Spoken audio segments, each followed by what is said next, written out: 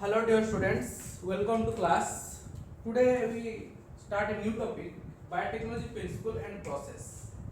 Biotechnology principle and processes. तो आपका जो बायोटेक्नोलॉजी प्रिंसिपल एंड प्रोसेसेस है बेटा, ये बहुत इंटरेस्टिंग टॉपिक है।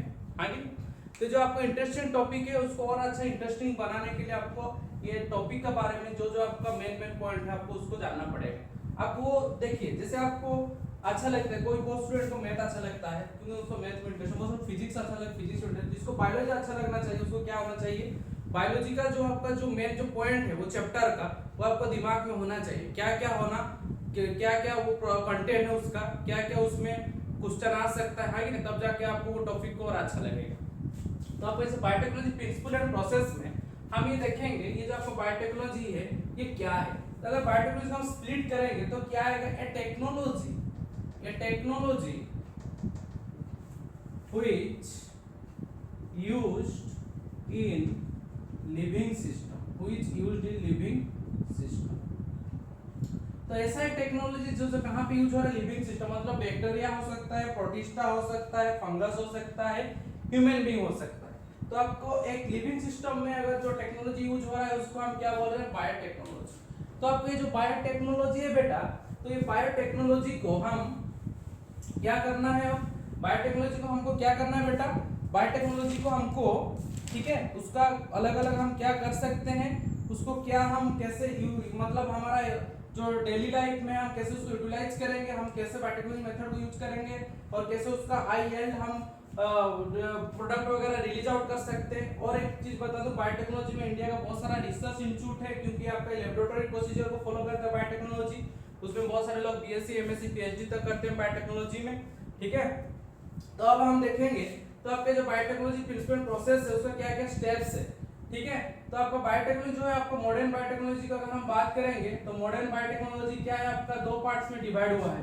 कितना पार्ट में, दो पार्ट में डिवाइड हो गया है, ठीक है। क्या क्या है दो पार्ट में, एक है आपका जेनेटिक इंजीनियरिंग, एक है आपका जेनेटिक इंजीनियरिंग है, ठीक है। एक क्या है आपका जेनेटिक इंजीनियरिंग और एक आपका सेप्टिक इंजीनियरिंग, और जिसको हम क्या बोलते हैं, ठीक है, जिसको हम और क्या बोलेंगे,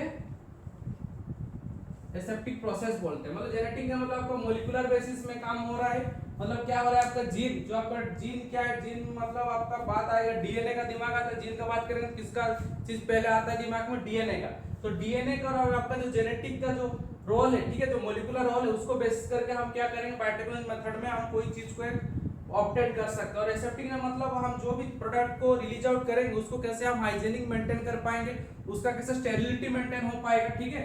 इसलिए हम क्या कर रहे हैं, एसेप्टिक इंजीनियरिंग यूज कर रहे हैं। तो आपका जो मॉडर्न बायोटेक्नोलॉजी मेथड है, अगर अकॉर्डिंग टू मॉडर्न बायोटेक्नोलॉजी हम जेनेटिक इंजीनियरिंग में ज्यादा फोकस करेंगे, ठीक। तो आपका ये जो पहला चीज है क्या है, आपका कोई भी अगर बायोटेक्नोलॉजी प्रोसेस को अगर हमको ऑब्टेन करना है, ठीक है, तो उसको क्या करना है, वो पहले हमको डीएनए को आइसोलेट करना है। डीएनए को क्या करना है बेटा, आइसोलेट करना है, मतलब डीएनए को हमको एक्सट्रैक्ट करना है, ठीक है। तब जाके हम क्या कर पाएंगे, उसको फ्रैगमेंट्स में ब्रेक करने के बाद हम आपको डिजायर जीन तक पहुंच पाएंगे। तो पहला क्या है, पहला है आपका क्या करना है, डीएनए को एक्सट्रैक्ट करेंगे, ठीक है। मैं एक ओवरव्यू दे दूंगा आज के क्लास में, कल के क्लास में जब भी आपको बायोटेक्नोलॉजी अभी तो स्टार्ट हुआ है, जब भी आपका नेक्स्ट क्लास रहेगा उसमें हम क्या करेंगे, उसको रिपीट करेंगे, एक एक स्टेप को अच्छे से समझेंगे। पहले क्या करना है बेटा, पहले आपको डीएनए को आइसोलेशन करना है, पहले क्या करना है, डीएनए को आइसोलेशन करना है, ठीक। तो डीएनए को जैसे आप आइसोलेशन करेंगे, तो डीएनए आइसोलेशन करने के बाद हम नेक्स्ट स्टेप क्या जाएंगे, नेक्स्ट स्टेप हमारा डीएनए आइसोलेशन करने के बाद डीएनए का जो आपका जो स्ट्रैंड है उसको क्या करना है, ब्रेक करना है। मतलब क्या कर डालेंगे हम, रेस्ट्रिक्शन एंडोन्यूक्लियस यूज करेंगे। क्या करेंगे, रेस्ट्रिक्शन एंडोन्यूक्लियस करेंगे। हमको क्या करना है, डीएनए फ्रैगमेंट्स को ब्रेक करना है, तब जाके क्या होगा, हमको डिजायर्ड जीन मिल सकता है, हाँ कि नहीं। तो डीएनए आइसोलेशन करना है, रेस्ट्रिक्शन एंडोन्यूक्लियस करना है। थर्ड स्टेप क्या है बेटा, थर्ड स्टेप क्या करना है हमको, रेस्ट्रिक्शन हम जेल इलेक्ट्रोफोरेसिस करेंगे। क्या करेंगे बेटा, जेल इलेक्ट्रोफोरेसिस करेंगे। ये बस सुनते रहना, ठीक है, क्या क्या मैं स्टेप्स को फॉलो कर रहा हूँ। जेल इलेक्ट्रोफोरेसिस करने के बाद हम पीसीआर को भी यूज कर सकते हैं, पॉलीमराइज चेन रिएक्शन, ठीक है। हम क्या कर सकते हैं, पीसीआर को यूज कर सकते हैं, जिसको हम क्या बोलते हैं बेटा, पॉलीमराइज चेन रिएक्शन बोलते हैं, पॉली मींस मेनी, ठीक है। नेक्स्ट चलेंगे हम, उसके बाद जो हम डिजायर जीन जो भी हम फ्रैगमेंट्स के बाद जो भी हमको ऑब्टेन हुआ है, ठीक है, डीएनए फ्रैगमेंट्स, उसको हम क्या करेंगे, उसको हम जहाँ पे डालना चाहिए होस्ट सेल मतलब मान के चले अगर मैं होस्ट हूँ, फॉरेन डीएनए मेरे में डाला जा रहा है, ठीक है, तो वो जो डीएनए होगा वो क्या होगा, रिकॉम्बिनेंट होना चाहिए। क्या होना चाहिए बेटा, रिकॉम्बिनेंट होना चाहिए। मतलब वो जो आपका डीएनए उसके लिए क्या यूज होना चाहिए, वेक्टर यूज होता है, ठीक है, तो आपका रिकॉम्बिनेंट डीएनए होना चाहिए। क्या होना चाहिए बेटा, रिकॉम्बिनेंट डीएनए होना चाहिए।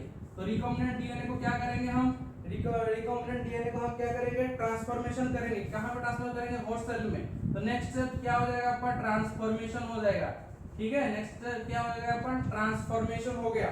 तो ट्रांसफॉर्मेशन के बाद हम क्या करेंगे, तो वो चीज उसका बॉडी में गया है कि नहीं होस्ट सेल्स के लिए हम कैसे जानेंगे, तो इसलिए हम क्या यूज करते हैं, सिलेक्टेबल मार्कर यूज करते हैं।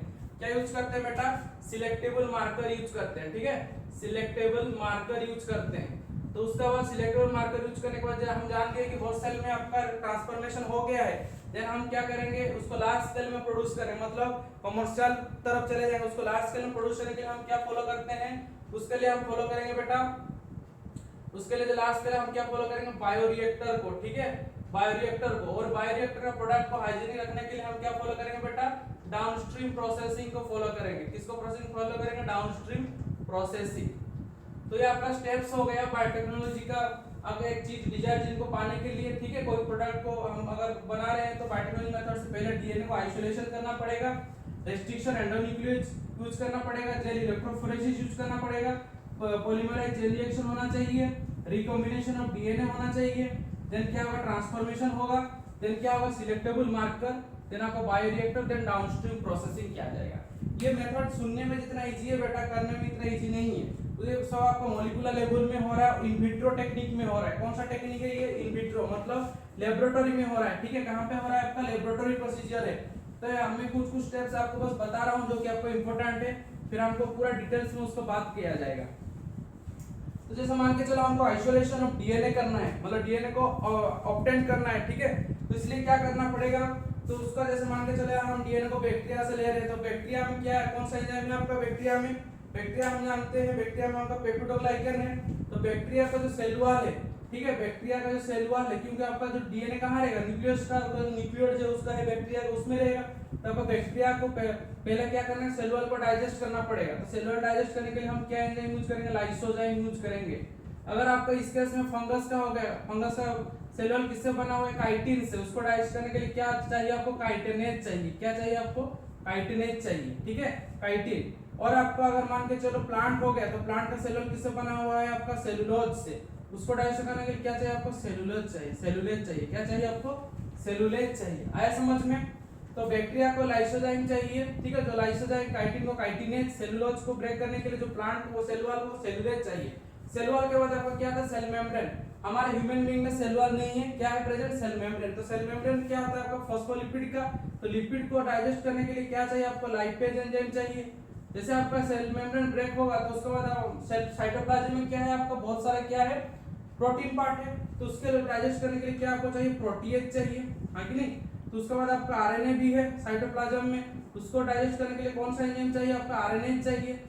उसका बाद जाके आपको अंदर में आपको क्या मिलेगा, डीएनए। तो डीएनए को डाइजेस्ट करने के लिए क्या चाहिए, डीएनए नहीं चाहिए। डीएनए को डाइजेस्ट करने के लिए हम क्या करेंगे बेटा, हम चिल्ड इथेनॉल में डालेंगे। कहां पे डालेंगे डीएनए को, चिल्ड इथेनॉल। डीएनए को हमको डाइजेस्ट नहीं करना है, ठीक है, हम उसको आइसोलेट करना है। तो डीएनए को हम कहां डालेंगे, चिल्ड इथेनॉल में डालेंगे। कहां पे डालेंगे, चिल्ड इथेनॉल। अब देख लो जितना सारा एंजाइम है सबका लास्ट में क्या है, एएससी लगा हुआ है, ठीक है। ज्यादातर क्या लगा हुआ है बेटा, उसमें एएससी लगा हुआ है। तो काइटिन के लिए काइटिनेज, सेलुलोज के लिए सेलुलेज, और आपका लिपिड के लिए लाइपेज। जैसे प्रोटीन के लिए आपका क्या होगा, इधर प्रोटीन के लिए आपका क्या यूज हो रहा है बेटा, प्रोटीएज। आरएनए के लिए आरएनएज। जैसे डीएनए के लिए आपको चिल्ड इथेनॉल में डालना पड़ेगा। उसके बाद क्या किया जाएगा, उसको हम जब हम टेस्ट ट्यूब लेंगे, ठीक है, चिल्ड इथेनॉल में डालने के बाद डीएनए को, उसका जो फ्रैगमेंट्स होते हैं बहुत सारा ऐसा बैंड डीएनए का बैंड्स मिलेगा। तो उसको जब हम टेस्ट ट्यूब में डालेंगे, ठीक है, ये जो आपका टेस्ट ट्यूब में जब डालेंगे डीएनए फ्रैगमेंट्स को, ये जो आपका प्रोसेस है उसको हम क्या बोलेंगे, स्पूलिंग बोलेंगे। क्या बोलेंगे, स्पूलिंग, ठीक है, उसको क्या बोलते हैं हम, स्पूलिंग। तो आपको समझ में आएगा, बैक्टीरिया अगर आपका सेल वॉल है तो आपका लाइसोजाइम ब्रेक करेगा, काइटिन है तो काइटिनेज, सेलुलोज हो तो आपका सेलुलेज, ठीक है। उसके बाद आपका लिपिड है तो लाइपेज, प्रोटीन हो तो आपका प्रोटीएज, ठीक, आरएनए हो तो आरएनएज, और डीएनए हो तो आपका चिल्ड इथेनॉल में ये जो उसको डाला जाएगा तब जाकर वो क्या हो पाएगा, स्पूलिंग करेंगे हम। आया समझ में? तो नेक्स्ट हम चलेंगे, ये तो आपका हो गया मतलब डीएनए कैसे एक्सट्रैक्ट करेंगे। नेक्स्ट क्या हो जाएगा, नेक्स्ट हम बात करेंगे,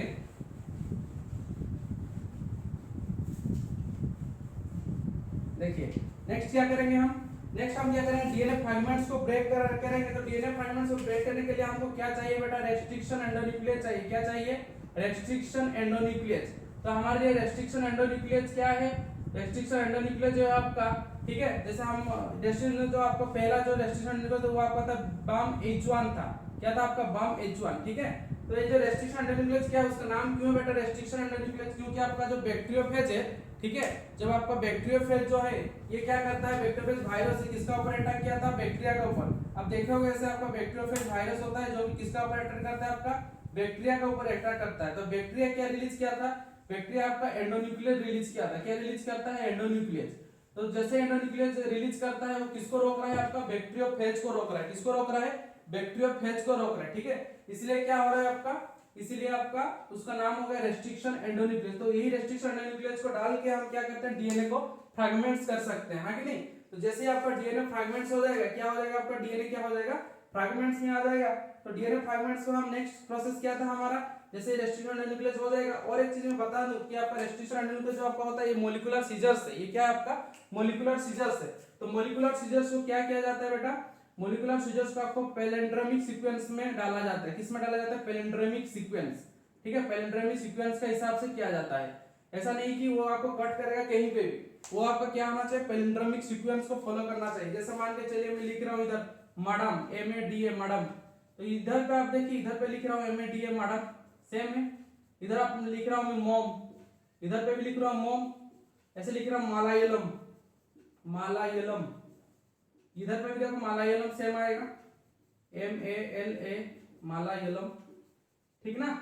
तो आपका ये जो पैलिंड्रोमिक सीक्वेंस को फॉलो करता है कौन, रेस्ट्रिक्शन एंडोन्यूक्लियस। जैसा नहीं कि हर जगह वो कट करेगा डीएनए को, वो पैलिंड्रोमिक सीक्वेंस का बेसिस में क्या करेगा, आपका डीएनए को कट करेगा। जैसे मैडम, इधर भी आप इस साइड से वो लिख रहे हो तो वो भी मैडम है, इधर पे मॉम, इस तरफ लिख रहे हैं मॉम, इस तरह मलायालम, इस तरह भी मलायालम। तो इस टाइप का आपको एटीजी से एटीजी जो सीक्वेंस है उस हिसाब से क्या करेगा, पैलिंड्रोमिक सीक्वेंस उसको कट करेगा मॉलिक्यूलर सीजर्स, ठीक है, जो कि आपका क्या रेस्ट्रिक्शन एंडोन्यूक्लियस। तो आपका जो अगर ये क्या, अगर आपका साइड से कट कर रहा है, अगर आप ऐसे मान के चलिए डीएनए फ्रैगमेंट से, ठीक है, तो डीएनए फ्रैगमेंट से ऐसे एंड पार्ट में कट कर रहा है, तो इसके लिए जो आपको चाहिए क्या, आपका एक्सोन्यूक्लियस बोला जाएगा। क्या बोला जाएगा उसको, एक्सोन्यूक्लियस, क्योंकि आउट पार्ट में एग्जिस्ट कर रहा है, मतलब एग्जिस्ट पार्ट में कट कर रहा है, इसलिए उसको क्या बोला जा रहा है बेटा, एक्सोन्यूक्लियस बोला जा रहा है, ठीक है। और एक चीज मैं बता दूं, वो आपका जो कट करता है दो एंड्स में कट करता है, एक होता है आपका स्टिकी एंड्स और एक होता है आपका पफी एंड्स, ठीक है। स्टिकी एंड्स क्या है, जैसे आपको इस तरफ बेसिस से कट करेगा, ये आपका क्या होगा, स्टिकी एंड्स।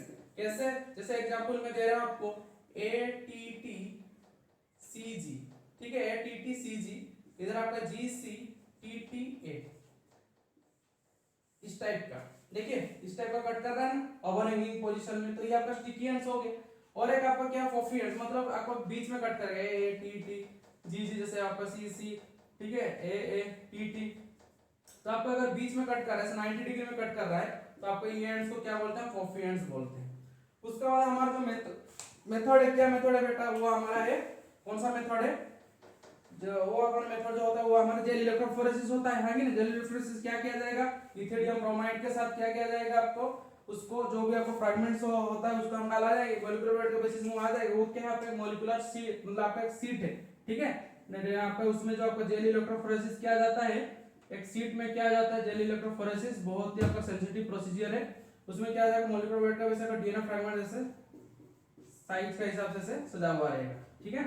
तो उसमें आपका जो क्या किया जाता है, उसमें आपको इथियोडियम ब्रोमाइड का ये रहता है, उसमें क्या किया जाता है, यूवी लाइट एक्सपोजर किया जाता है, ठीक है। तो उसके बाद क्या है, डीएनए फ्रैगमेंट्स को जब हम उससे लेके आएंगे उसको हम क्या बोलते हैं, इल्यूशन बोलते हैं। क्या बोलते हैं, इल्यूशन, ठीक है, इल्यूशन बोलते हैं उसको, इल्यूशन बोलेंगे।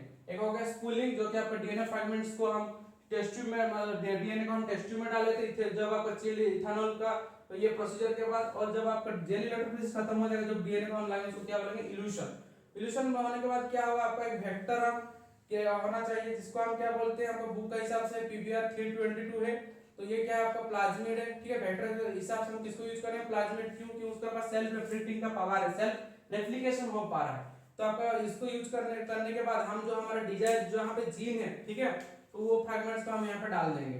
तो जैसे यहाँ पे हम डाल देंगे तो ये आपका क्या होगा, ये देखिए ये आपका ऑलरेडी था, उसको कट कर दिए, किसको कट किया हम मतलब जो वेक्टर को एंड को कट करके हम क्या डाल दिए बेटा, इधर हम डाल दिया अपना जो डिजायर जो जीन है। तो ये आपका क्या बन गया, ये आपका बन गया रिकॉम्बिनेंट डीएनए। क्या बन गया बेटा, रिकॉम्बिनेंट डीएनए, ठीक है। और उसको हम बोलते हैं ऐसे आरडीएनए भी लिखा जाता है, रिकॉम्बिनेंट डीएनए और आरडीएनए से लिखा जाता है, ठीक ना। तो रिकॉम्बिनेंट डीएनए जैसे आपका बन गया, उसके बाद क्या किया जाएगा, उसको हम होस्ट बॉडी में डाला जाएगा। जैसे होस्ट बॉडी में डाल देंगे, वो आपका होस्ट बॉडी में गया कि नहीं हुआ, जैसे होस्ट बॉडी में उसको क्या बोलेंगे हम, ट्रांसफॉर्मेशन बोलेंगे। आपका जो रिकॉम्बिनेंट डीएनए को जो अगर आप बॉडी में डाल देंगे उसको क्या बोला जाएगा, ट्रांसफॉर्मेशन बोला जाता है। क्या बोला जाता है, ट्रांसफॉर्मेशन बोला जाता है, ठीक है। तो आपका जो ट्रांसफॉर्मेशन कहाँ किया, होस्ट बॉडी में। उसके बाद हम क्या करेंगे, उसके बाद हम देखेंगे जो आपका जो होस्ट बॉडी में ये जो आपका प्लाज्मिड जो वेक्टर है, ठीक है, वो गया कि नहीं, उसके हम क्या यूज करेंगे, सिलेक्टेबल मार्कर यूज करेंगे। क्या यूज करेंगे, सिलेक्टेबल मार्कर यूज करेंगे। आपका बुक का हिसाब से 2 सिलेक्टेबल मार्कर दिया गया है जो कि आपका एंटीबायोटिक मतलब रेजिस्टेंट है, ठीक है। क्या क्या है, एक टेट्रासाइक्लिन, एक एम्पिसिलिन है। एक क्या है बेटा, एक है टेट्रासाइक्लिन, ठीक है, और एक क्या है आपका, एक है एम्पिसिलिन। एक है टेट्रासाइक्लिन, एक एम्पिसिलिन। हर एक प्रोसीजर को मैं बताऊंगा, बस आपको एक ओवरव्यू में बता दे रहा हूँ क्या क्या आपका उसमें प्रोसेस में आता है। तो सिलेक्टिव मार्कर टेट्रासाइक्लिन एम्पिसिलिन हो जाएगा। उसके बाद अगर ये आपको हाई स्केल में हम उसको प्रोड्यूस करना चाहते हैं, इसलिए हम क्या करेंगे उसको, इसीलिए हम उसको बायोरिएक्टर में डालेंगे, ठीक है। लार्ज स्केल में प्रोड्यूस करने के लिए बायोरिएक्टर में डालेंगे। उसका हाइजीनिक मेंटेन करने के लिए हम कौन सा प्रोसेस यूज करेंगे बेटा, डाउनस्ट्रीम प्रोसेसिंग यूज करेंगे। तो जैसे ही आपका ये वो डाउनस्ट्रीम प्रोसेसिंग खत्म हो जाएगा तो जो चीज हम चाहिए था, जो आपको हाई क्वालिटी जीन चाहिए था, वो हमको मिल जाएगा। तो पहला क्या हो गया, पहला हो गया आपका आइसोलेशन ऑफ डीएनए। नेक्स्ट क्या हो गया, नेक्स्ट आपका उसको हम एंडोन्यूक्लियस का बेसिस से मतलब आपका जो मॉलिक्यूलर सीजर के साथ उसको कट करेंगे, ठीक है। अगर आउटसाइड कट हो तो एक्सोन्यूक्लियस, बीच में होगा तो आपका एंडोन्यूक्लियस कट करेगा। उसका बाद क्या होगा, आपका स्टिकी एंड्स और पफी एंड्स दोनों मिलेंगे। वो जो आपका एंड्स को कहां पे डालना है, जेल इलेक्ट्रोफोरेसिस में। उसका बाद इल्यूशन करना है, मतलब उससे निकालना है जेल। उसका बाद अगर उसको हम बहुत अमाउंट में करना चाहते हैं तो उसको हम पीसीआर यूज कर सकते हैं, पॉलीमराइज चेन रिएक्शन। उसका भी मैं स्टेप्स बता दूं। उसका जो पीसीआर का स्टेप था वो क्या क्या होता है आपका, एक है डीनेचुरेशन, जो कि आपका हाई हीट हम देते हैं, डीनेचुरेशन किया जाता है, ठीक है। उसके बाद क्या किया जाता है, डीनेचुरेशन एनेलिंग किया जाता है। एनेलिंग के बाद क्या किया जाता है बेटा, एनेलिंग के बाद उसको एक्सटेंशन किया जाता है, ठीक। ये आपका पॉलीमराइज चेन रिएक्शन, उसको हम डिटेल में पढ़ेंगे, पूरा क्लास में उसको हम डिस्क्राइब करेंगे नेक्स्ट क्लास में उसको। तो आपका पीसीआर करने के बाद अगर हमको क्या करना है, नेक्स्ट स्टेप हमको वेक्टर जो है आपका प्लाज्मिड, ठीक है, उसमें हमको क्या करना है, जो हमारा डिजायर जो मतलब जो डीएनए है उसको क्या कर देना है, उसको वहां पर डाल देना है। मतलब जैसे डाल देंगे वो रिकॉम्बिनेंट डीएनए बन जाएगा कि वो होस्ट बॉडी में जाएगा, ठीक है। जैसे वो होस्ट बॉडी में जाए उसको ट्रांसफॉर्मेशन बोला जा रहा है। उसके बाद होस्ट बॉडी में जाने के बाद क्या हो रहा है, वो उसको होस्ट बॉडी में गया कि नहीं जानने के लिए क्या यूज कर रहे हैं, सिलेक्टेबल मार्कर यूज कर रहे हैं। उसके बाद क्या हो रहा है, वो उसको हम डाल रहे हैं बायोरिएक्टर में। अगर उसका हाई स्केल में प्रोडक्शन करने के लिए कमर्शियल, उसका हाइजीनिक मेंटेन करने के लिए क्या कर रहे हैं, डाउनस्ट्रीम प्रोसेसिंग। तो आपका ये ओवरव्यू हो गया बायोटेक्नोलॉजी प्रिंसिपल एंड प्रोसेस का। नेक्स्ट क्लास में हम एक एक स्टेप को देखेंगे, कैसे क्या आपका आइसोलेशन हो रहा है, कैसे आपका जेल इलेक्ट्रोफोरेसिस हो रहा है, कैसे आपका पीसीआर हो रहा है, ठीक है, कैसे आपका डाउनस्ट्रीम प्रोसेसिंग चल रहा है, कैसे बायोरिएक्टर क्या है, हर चीज को पढ़ेंगे। तो आप उसको रिवाइज कीजिए, जो भी डाउट होगा आप मेरे को पर्सनली मैसेज कीजिए, ठीक है। होप सो आपको ये अच्छे से समझ में आया होगा। थैंक यू, पढ़ते रहिए, मेहनत कीजिए।